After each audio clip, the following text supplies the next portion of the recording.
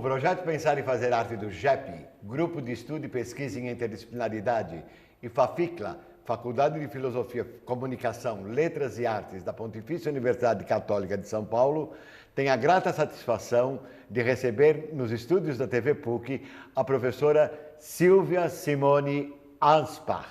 Silvia Simone Anspach é professora de língua e literaturas inglesas, é também poetisa e escritora. Esta é a segunda entrevista de Silvia, hoje nos falando especificamente sobre a realização da aula aberta do GEP, o humor como forma de resistência. Silvia, é um grande prazer recebê-la aqui em nossos estúdios e para falar sobre a nossa última apresentação da aula magna do GEP, Grupo de Estudo, Pesquisa em Interdisciplinaridade. Prazer estar aqui de volta com você, meu amigo, meu irmão, nessa que foi a instituição que foi a minha casa e me acolheu por tantos anos. É um grande prazer para nós recebê-la novamente. Silvia, a primeira pergunta que eu gostaria de fazer para você é a seguinte: onde reside o lado sério do humor? Bom, Cláudio, como você sabe, tudo nessa vida tem pelo menos dois lados, né? Então, onde existe alguma coisa muito trágica, existe alguma coisa muito cômica e vice-versa. Onde existe uma coisa muito risível, vai haver, de um outro lado, uma contraparte séria. É o que acontece com o humor. O humor nos fala da história, da história da nossa cultura, das nossas histórias, do mecanismo do nosso pensamento, do modo de funcionamento da nossa psique, do nosso inconsciente pessoal e coletivo, da nossa sexualidade, dos nossos padrões éticos e morais, ou da falta deles, né, por vezes. Né? Hoje em dia é muito comum. Muito comum, dos nossos comprometimentos ideológicos, ou do não compromisso, outra vez, que mesmo não compromisso é uma forma de comprometimento ideológico, né? E assim por diante. Então, sempre o humor nos fala de alguma coisa muito séria na nossa vida cultural, psicológica, filosófica, etc. E quais são os teóricos que lidam com a questão do humor? Bom, são inúmeros, até nós, né? Estamos aqui, nós dois, ilustres figuras que falam sobre humor e que pensam sobre humor. Mas, na verdade, existem grandes figuras, grandes nomes, seria impossível esgotar todos, mas para citar alguns, Marx, por exemplo, afirma que os fatos históricos acontecem duas vezes. A primeira como tragédia, a segunda como farsa. Aristóteles, na sua Poética, aproxima tragédia e comédia quando ele diz que ambos os gêneros são uma imitação de ação, de uma ação, né? São mímese, imitação de uma ação. Sim. A comédia, imitação de ação de homens inferiores, a tragédia, imitação de ação de homens superiores. E o Aristóteles até afirma, bom, a comédia não tem sido tratada com seriedade. Não tem sido tratada com seriedade, né? Isso não significa que ela não seja séria.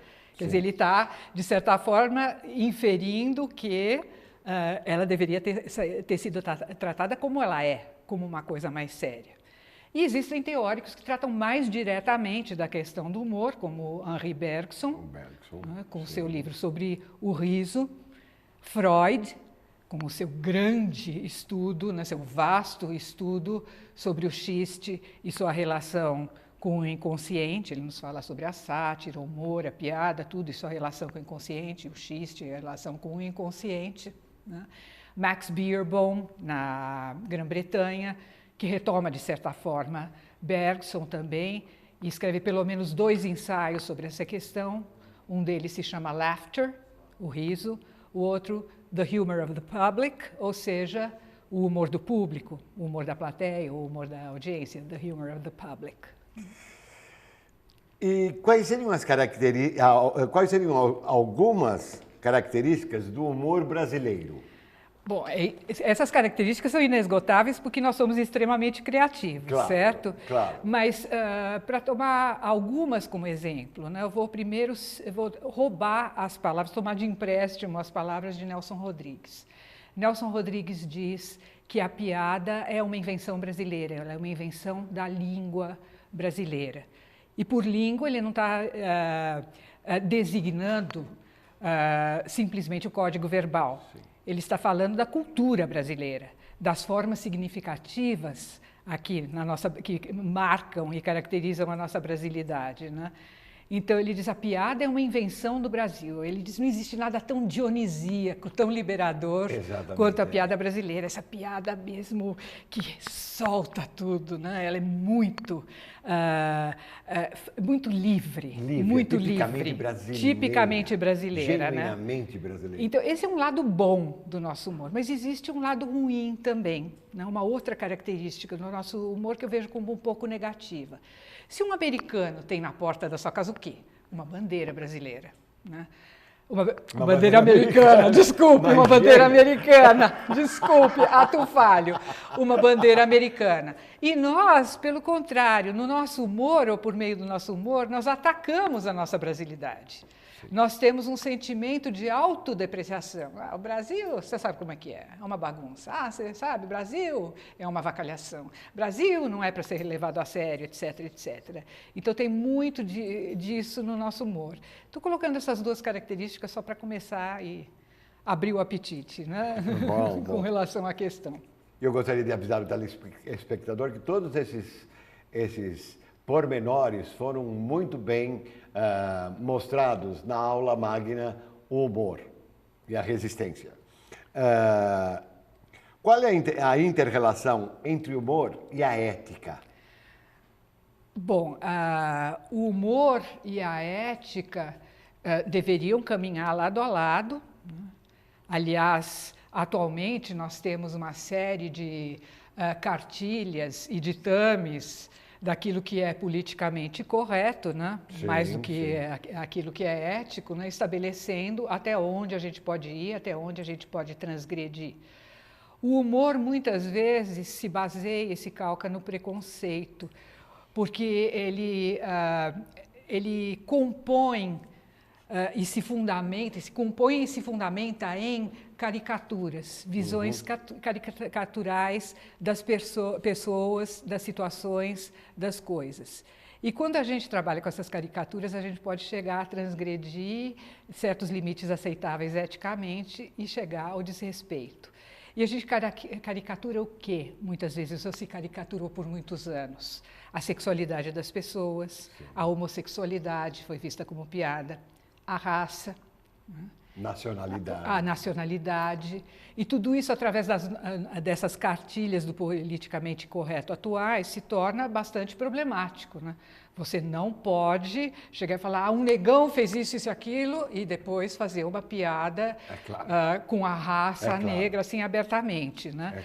Inclusive eu me lembro que anos atrás havia um anúncio, uma propaganda, era uma campanha uma propaganda que era parte de uma campanha contra o preconceito, em que aparecia um mulato e contava um monte de piadas sobre preto. Ele falava: o pretão fez isso, o negão fez aquilo, ha. Ele dava uma risada bem artificial, bem forçada. E ao final ele ficava bem sério, olhava para a câmera, como eu estou olhando para você agora, e dizia assim: vocês querem conhecer a maior piada? Não existe preconceito no Brasil. Quer dizer, um belo tapa na cara mesmo, né? Através de uma piada. Através de uma série de piadas, ele mostrou: vocês vejam que país é esse, que mente, que não existe preconceito, que tem padrões éticos tão claros e que transgride o tempo todo. Hoje, o preconceito racial, por exemplo, ou a homofobia se tornaram crimes inafiançáveis. Sim. Então, ao se fazer piada com isso, os padrões éticos devem obrigatoriamente ser seguidos, porque são uma questão de lei, não apenas de ética. Exatamente. Então, as pessoas estão tendendo a tomar mais cuidado. E como todos esses aspectos vêm evoluindo na história do humor brasileiro? Quais aspectos? A questão do preconceito, tudo, na verdade, da raça, etc. Bom, eu vejo o seguinte... Como é que o brasileiro faz piada? Como eu falei, de início era muito mais liberador e dionisíaco, e agora a gente tem que seguir não apenas os padrões éticos que deveriam ter sido seguidos desde o começo, claro, né? Mas agora a lei e os padrões e cartilhas do politicamente correto determinam que devem ser seguidos de qualquer maneira, caso contrário, há sanções, há punições. Mas, se a gente pensar na evolução do humor brasileiro através dos tempos, há outras questões a serem pensadas. Sim, sim. O humor, inicialmente, ele era mais voltado para a questão sexual, a pornochanchada, por muitos anos, né? Foi uma tônica no nosso cinema, nas nossas piadas. Precedido pelo teatro de revista também. O teatro de revista Sim, e tudo mais. maravilhoso. E cada vez mais gradualmente, o humor foi se tornando mais responsável. E nós estamos agora chegando a um humor mais politizado, né? Existe muito de um humor mais político atualmente, né? E que, logicamente, exige muito mais perspicácia, vamos dizer assim, né? E um repertório maior, repertório, né? a fim de que seja entendido. Que seja entendido, não, que seja introjetado, vamos dizer assim, né? E a inter-relação do humor e o preconceito? Eu acabei de falar disso, né? Eu acabei de falar nisso, Quer dizer, né? Acabei de falar nisso, dei alguns exemplos, né? Essa questão do humor. Porque todos nós somos preconceituosos. Exatamente. Mas como é que a gente, por exemplo, no humor era justamente, o humor era calcado nos preconceitos, ele reforçava os preconceitos originalmente, mas agora com as questões, com as novas sanções e a maior conscientização, o preconceito se torna um elemento a ser evitado e abolido, né? Na medida do possível, né? Graças a Deus. E eu acho que a gente também tem que se autocorrigir, não é? Porque todos nós somos preconceituados. De uma maneira ou de outra, nós somos preconceituados. Mas eu acho que com o nosso autoconhecimento, nós temos que trabalhar sempre isso a fim de saber o que é politicamente correto, o que deve ser feito, o que não deve ser feito. Tá certo?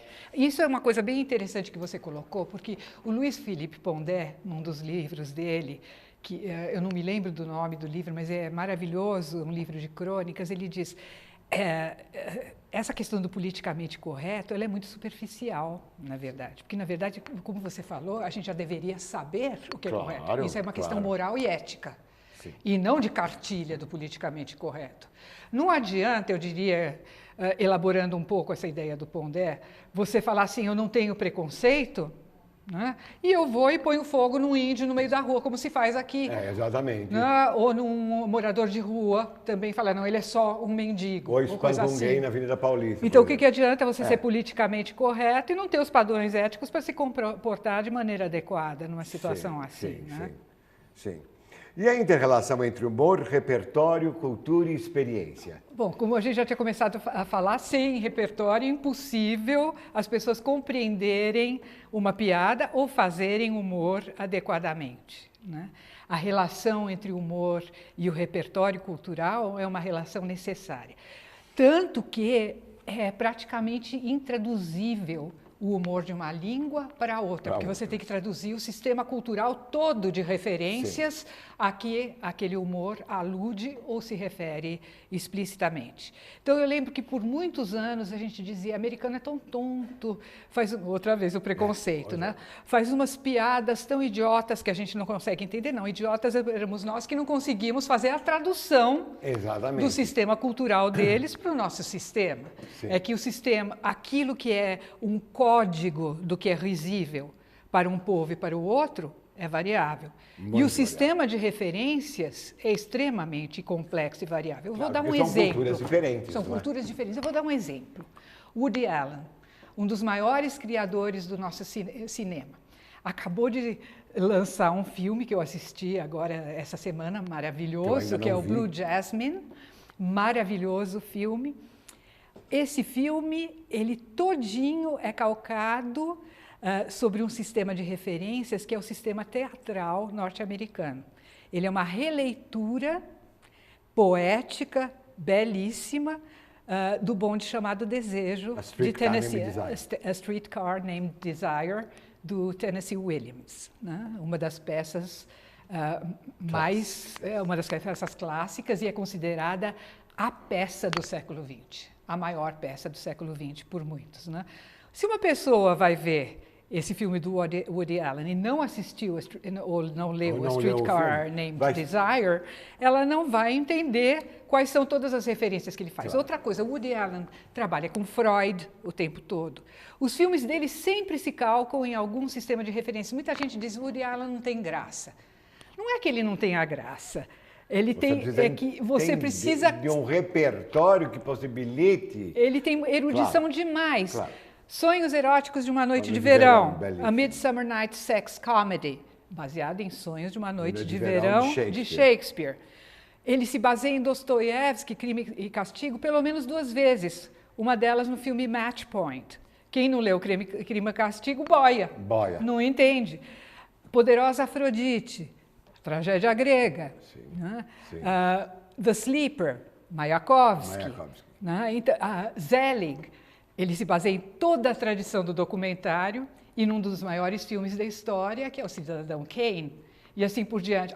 Bergman, ele faz não sei quantos filmes e escreve inclusive uma peça de um ato todinha calcada no cinema de Bergman, de quem ele se diz e se reconhece tributário, Fellini, etc. Então, se você não conhece todas essas referências e tantas outras que eu não estou citando agora, imagine, um dos contos que eu li do Woody Allen, ele se baseia em Chomsky.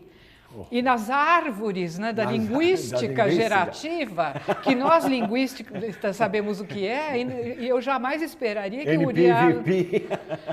Exatamente, quem é leigo que vai saber disso? Então, eu morri de rir, porque eu sou linguista também, né? Eu fiz mestrado em linguística na Inglaterra. Agora, quem não passou por isso, não tem a menor noção. Falei, ele não tem graça.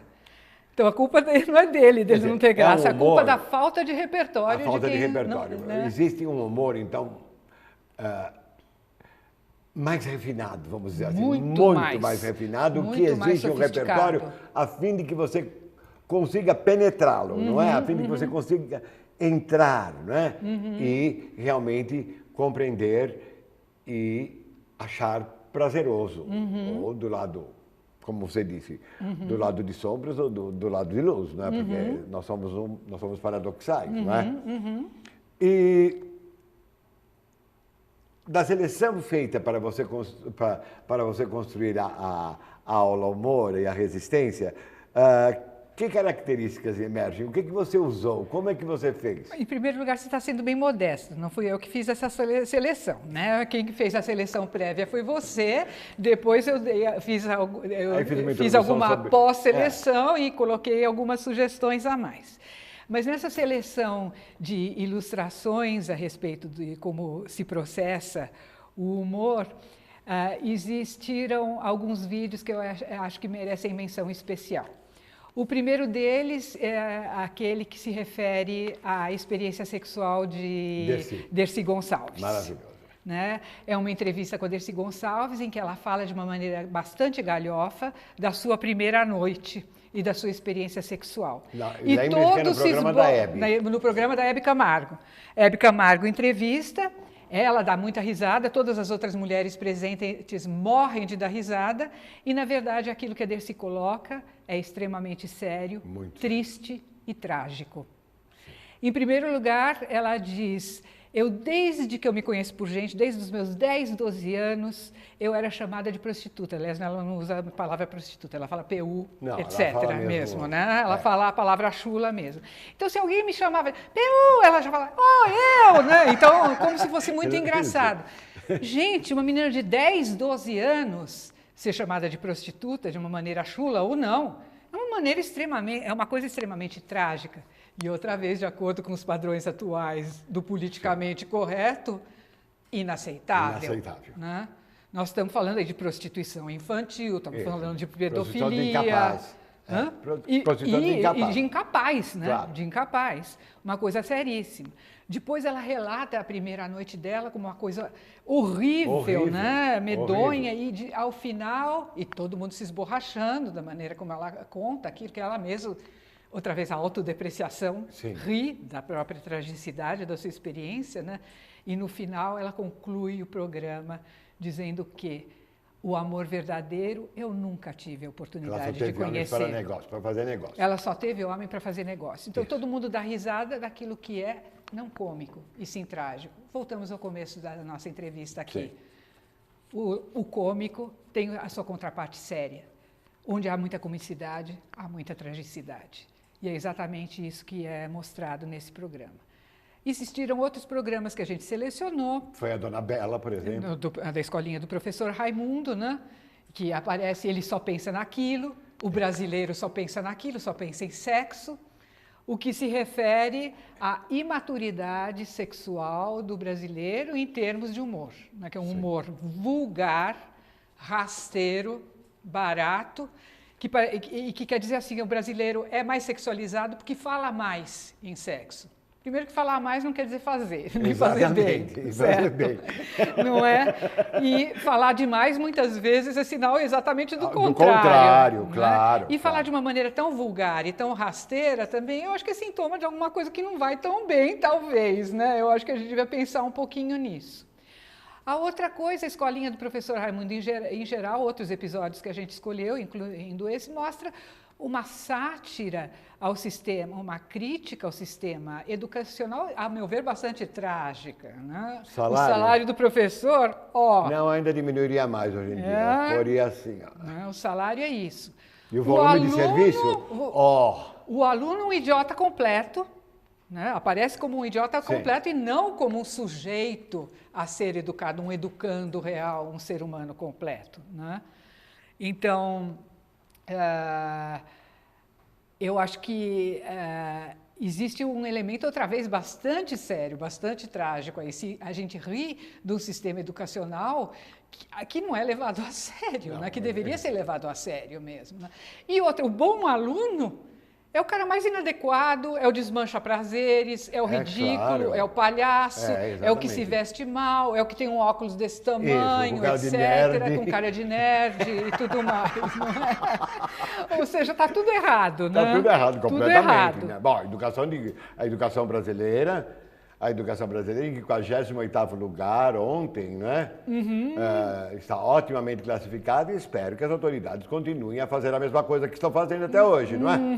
Até parece, né? Até parece, a mesma porcaria que estão fazendo até hoje. Então, e o programa de televisão mostra essa falta de consciência Claro, mesmo, é falta de né? consciência. Quem estuda muito é ridículo, né? O professor tem um salarinho desse tamanho, o aluno é um indivíduo, um idiota que não, em que não vale a pena se investir absolutamente nada. Quer dizer, o sistema educacional é totalmente vazio, estéril. E, finalmente, eu acho que um vídeo que merece menção é aquele em que o Ari Toledo faz um monte de piada, conta um monte de piada de português. Aquele é maravilhoso. Nós já falamos do preconceito, da caricatura. No caso das piadas de português, eu vejo que a piada de português tem o seu lado sadio, porque ela é uma forma, e foi tradicionalmente, uma forma de resistência cultural do brasileiro, o colonizado, o espezinhado pelo colonizador, né? Dizendo, não, basta, eu quero a minha liberdade, eu quero o meu respeito. Pelo menos eu tenho condição de chamar o meu colonizador de burro. É uma forma de liberação, é uma forma de reverter e inverter essa situação de opressão de que eu fui vítima há tanto tempo, né? Não que eu esteja assim dizendo que o preconceito seja uma coisa boa, mas eu estou mostrando o humor foi uma maneira, um veículo, né? Um instrumento de liberação, de certa forma, né? Foi a coleção, isto é, a série de piadas contadas na aula foi maravilhosa. Foi tão bem escolhida, tão bem contada. Escolha daquele que vos fala aqui. Não é isso, porque é ele, não sou eu. Quer dizer, a escolha, tudo bem, tem tudo que o professor faz, o conferencista faz, o que o entrevistador faz, depende de um repertório e depende do bom senso. Tem que ter muito bom senso, porque senso comum nós já estamos cheios. Né? Nós temos que ter bom senso e escolher aquilo que realmente transmita à audiência o que vem a ser o humor e o que vem a ser o humor e a resistência. Não é? E, Silvia, eu gostaria de agradecer muitíssimo a sua presença em nossos estudos, por essa entrevista e por essa entrevista maravilhosa. Obrigada, e gostaria de agradecer Cláudio. o nosso telespectador pela sua audiência. Muito obrigado.